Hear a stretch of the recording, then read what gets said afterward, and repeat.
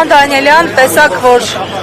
բազմաթիվ քաղաքացիներ հակառակ այս եղանակային անբարենպաստ պայմաններին էլի այստեղ էին Զվարթնոցում,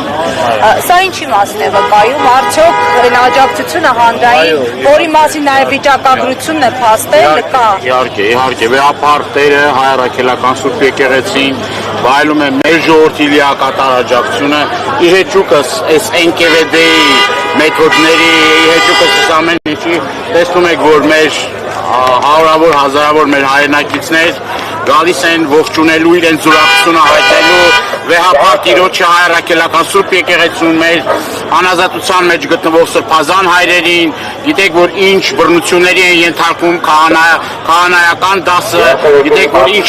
պղծությունների են գնում, բայց ի հեճուկս այդ ամեն ինչի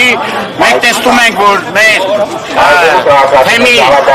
եւ Շիրակի թեմի, Գուգարաս թեմի, Տավուշի թեմի, մնացած թիմերի ուրեմն մեր հոգևոր դասի ներկայացուցիչները մերժում են այս թրքահապատակ իշխանությունների բերած օրակարգը,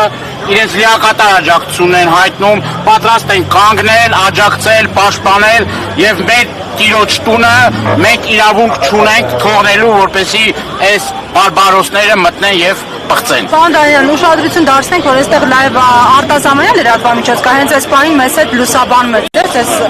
տեղեկացել ենք, որ կարծեմ Լեհաստանից են, ամեն դեպքում այս հետաքրքրությունը դրսի, ինչի մասին է սա։ Դե սա նախադեպ ամբողջ աշխարհով մեկ նման բան գոյություն չունի, երբ որ ազգակործան ինքը հայտարարում է, այո, ես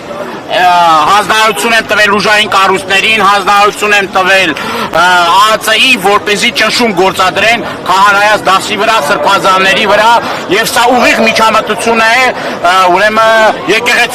եկեղեցու ներքին գործերին, սա բռնաճնշում է, սա քրեորեն հետապնդելի արարք է, եւ պատկան մարմինները ոչ թե պիտի ձերբակալեն սրբազաններին, այլ պիտի գնային կառավարության եւ կառավարության շենքում ձերբակալեին, փաստացի մարդը խոստովանել է, չէ՞։ Իր մամուլի ասուրիսի ժամանակ մարդը ասել ասում է ես եմ ուղարկել ԱԱՑ-ին, որպեսզի ճնշում գործադրեն քահանաների վրա։ Սա ինչ է նշանակում։ Ոչ միայն մի լրատվական, այլ տասնյակ հարյուրավոր լրատվականներ պիտի լուսաբանեն այս իրավիճակը։ Եվ մի դիտարկներեք, էլի ամեն դեպքում ասում են, կոնկրետ Փաշինյանը ասում է, կարողանում եմ, անում եմ, եթե ժողովուրդը դեմ լիներ, եթե լիներ եկեղեցու կողքին, եթե ընդդիմությունը այնքան ուժեղ լիներ, այնքան արդար նպատակներ ունենար, չէր կարողանա ինձ կասեցնել, այս ընթացքը կասեցնել, այսինքն ես այս ամենում շատ ճիշտ եմ, ես կարողանում եմ մաքրել դաշտը։ Ինքը չի կարող ճիշտ լինել, նախ այստեղ ընդդիմություն կամ իշխանություն բան չի, այստեղ մեր հավատքի պաշտպանության հարցը կա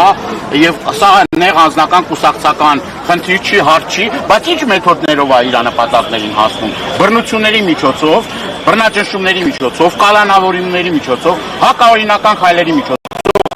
Ի վերջո օրը գալու է մարդը պատասխան է տալու իր բոլոր արարքների համար։ Քրեորեն պատժելի